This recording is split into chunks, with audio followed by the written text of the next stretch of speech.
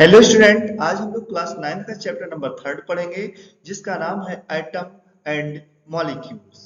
तो इस समय हम स्टडी कर रहे हैं chapter number 3 atom and molecule. तो आइए हम आगे देखते हैं क्या होता है स्टूडेंट।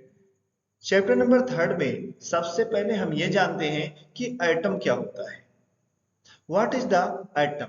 तो स्टूडेंट, एटम जो होता है, atom is the smallest particle of the matter which participate in a chemical reaction and do not lose its identity।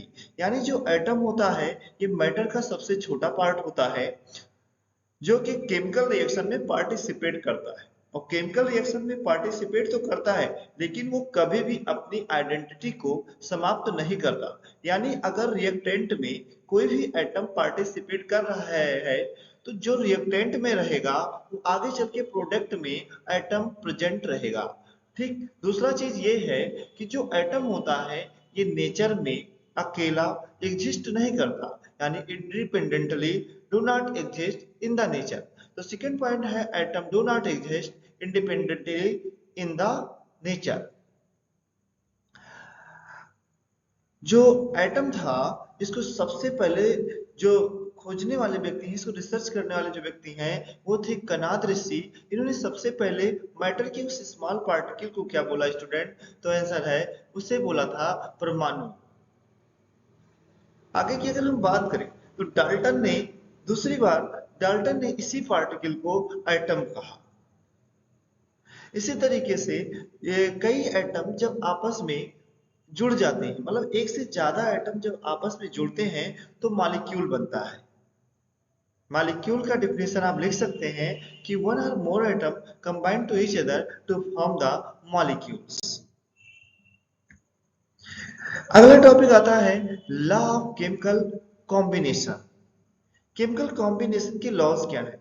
तो देखिए student, law of chemical combination में ये होता है कि the chemical reaction take place according to certain laws. यानी जो chemical reaction होता है वो कुछ लॉज के अकॉर्डिंग होता है। उन्हीं लॉज को हम लोग बोलते क्या है? Law of chemical combination.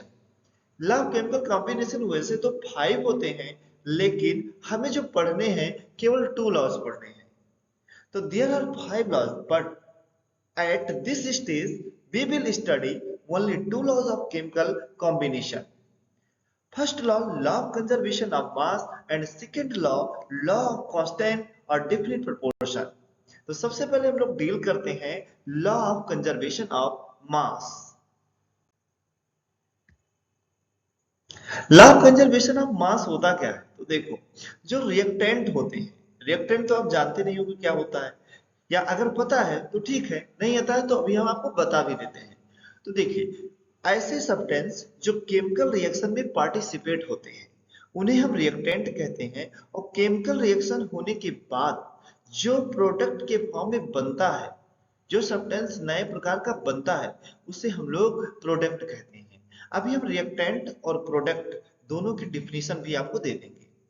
ठीक है, तो सबसे पहले होता क्या है कि law of conservation of mass होता क्या है? इसको दिया था लोएसियर ने law of conservation of mass को। और law of conservation of mass के अकॉर्डिंग कि कोई भी फिजिकल चेंज हो या केमिकल चेंज हो, लेकिन उसका जो मास ऑफ प्रोडक्ट होता है स्टूडेंट, वो हमेशा मास ऑफ रिएक्टेंट के इक्वल होता है। रिएक्टेंट क्या होता है? तो एक ऐसा सब्सटेंस, जैसा कि मैं पहले बता चुका हूं कि जो केमिकल रिएक्शन में पार्टिसिपेट करता है उस सब्सटेंस को हम लोग रिएक्टेंट कहते हैं। इसी प्रकार जो प्रोडक्ट होता है, यानी केमिकल रिएक्शन में जो नए प्रकार के सब्सटेंस बनते हैं उसे हम प्रोडक्ट कहते हैं। तो reactant के definition, the substance which participate in a chemical reaction is called reactant। Product क्या होता है? In a chemical reaction new type of substance is formed is called product. जैसे कि एक रिएक्शन दिया है, हमने एग्जांपल में डेमो दिया है कि A प्लस बी आपका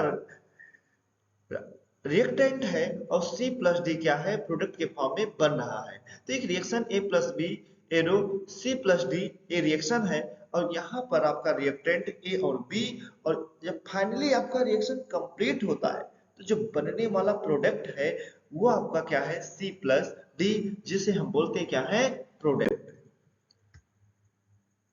एक एग्जांपल के थ्रू हम समझते हैं law of conservation of mass होता क्या है। तो देखो स्टूडेंट, यहां पर दिया है it has been found experimentally that when 100 grams of calcium carbonate are decomposed in a closed container, then 56 gram of calcium oxide and 44 gram of carbon dioxide are formed। तो स्टूडेंट देखो 100 ग्राम क्या है, calcium carbonate है, इसके बाद में ये decompose होता है, ब्रेक डाउन होता है, तो 56 ग्राम कैल्शियम ऑक्साइड और 44 ग्राम कार्बन डाइऑक्साइड बनता है। तो जो ये स्टूडेंट 56 ग्राम कैल्शियम ऑक्साइड है और 44 ग्राम कार्बन डाइऑक्साइड है, ये प्रोडक्ट है। और 100 ग्राम जो कैल्शियम कार्बोनेट है ये रिएक्टेंट है। तो 100 ग्राम ब्रेक डाउन हुआ, लास्ट में 56 और 44 ग्राम जो आपके प्रोडक्ट बने हैं, इन दोनों का भी सम करोगे तो प्रोडक्ट आपके 100 ग्राम बने हुए हैं। यानी इसका जो मास होता है वो चेंज नहीं होता, वो हमेशा रिएक्टेंट के मास के इक्वल होता है। यानी रिएक्टेंट का total mass equal to total mass of product. देखिए so total mass of reactant equal to total mass of product, ये दोनों आपस में हमेशा बराबर होते हैं, इक्वल होते हैं। यही होता है law of conservation of mass. बात समझ में आया?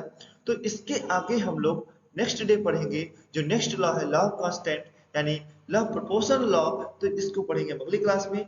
आज के लिए इतना ही। Thank you.